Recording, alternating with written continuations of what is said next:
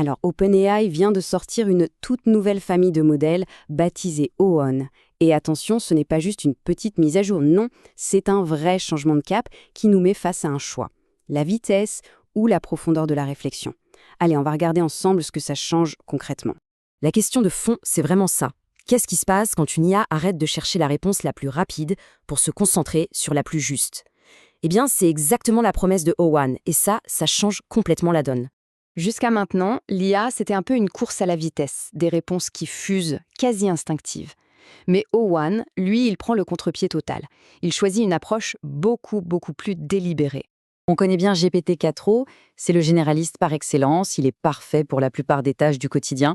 Mais dès qu'on lui demande de s'attaquer à des problèmes vraiment costauds, qui demandent un raisonnement poussé, comme des démonstrations de maths et du débugage bien complexe, eh bien là, on sent ses limites. Il est bâti pour la vitesse, pas forcément pour la profondeur. Et c'est précisément là que Awanti entre en jeu. Le but, ce n'est pas de remplacer GPT-4o, mais de combler ce vide. C'est un spécialiste, un modèle expert, construit spécifiquement pour les tâches où le chemin pour arriver à la solution est au moins aussi important que la solution elle-même. Bon, alors, comment il fait ça? Son secret, ça tient en un mécanisme interne super puissant, la chaîne de pensée. La chaîne de pensée, ou chain of thought, c'est un peu comme le monologue interne de l'IA. Avant même de sortir la moindre réponse, elle va explorer des pistes, elle va faire des erreurs, se corriger, consolider sa logique. C'est comme si, pour un problème de maths, elle nous montrait tout son brouillon, étape par étape, pour être sûre d'arriver au bon résultat.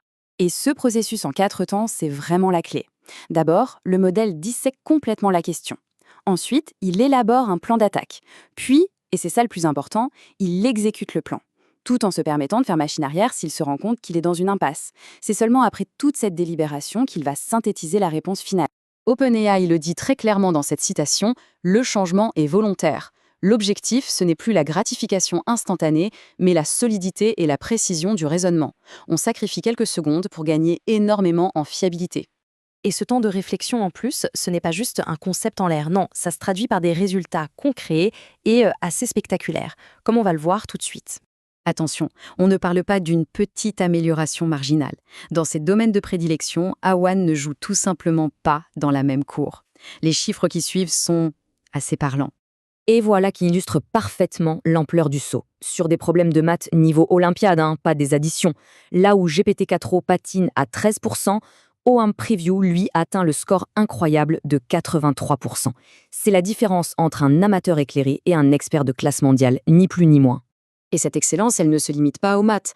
Oka surpasse des experts humains avec des doctorats en sciences. Il rivalise avec les meilleurs programmeurs du monde et il se montre même plus efficace sur des tâches très concrètes, comme trier des requêtes de support client complexes. Un effet de bord vraiment intéressant de ce mode de raisonnement, c'est une sécurité bien meilleure. Okaoni résiste beaucoup mieux aux tentatives de jailbreaking, vous savez, ces manipulations pour essayer de contourner les règles. Comme on le voit sur ce graphique, sa capacité à réfléchir aux conséquences d'une demande le rend bien plus difficile à piéger que GPT-4. Évidemment, une telle puissance, ça a un coût. Et c'est super important de bien comprendre les compromis et les limites pour utiliser cet outil efficacement. Voilà la comparaison directe. GPT-4o, il est rapide, moins cher et plus souple. OAN, lui, est plus lent, plus coûteux et son utilisation est très limitée. Le choix entre les deux dépend à 100% de la tâche qu'on veut accomplir. Il faut aussi être au courant de ses limitations actuelles. Pour l'instant, OAN fonctionne en circuit fermé. Pas d'accès à Internet, pas de lecture de fichiers, et il ne se souvient ni des conversations passées, ni des instructions personnalisées.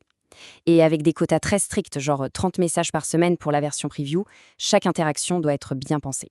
Alors, comment on décide? Cette partie, c'est un petit guide tout simple pour savoir quand utiliser le généraliste rapide et quand faire appel au spécialiste méthodique.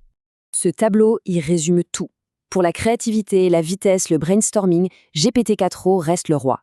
Pour du code complexe, Omini offre un super compromis entre puissance et coût. Et pour la recherche de fond ou l'analyse de données très pointue, la Omini Preview est juste inégalée. Il s'agit vraiment de choisir la bonne clé pour la bonne serrure.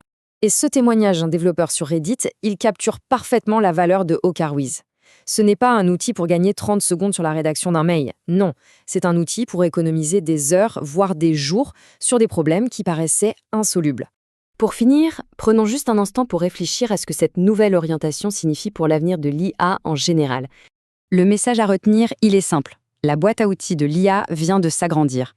On n'a plus un seul marteau pour tout faire, mais un marteau et un scalpel.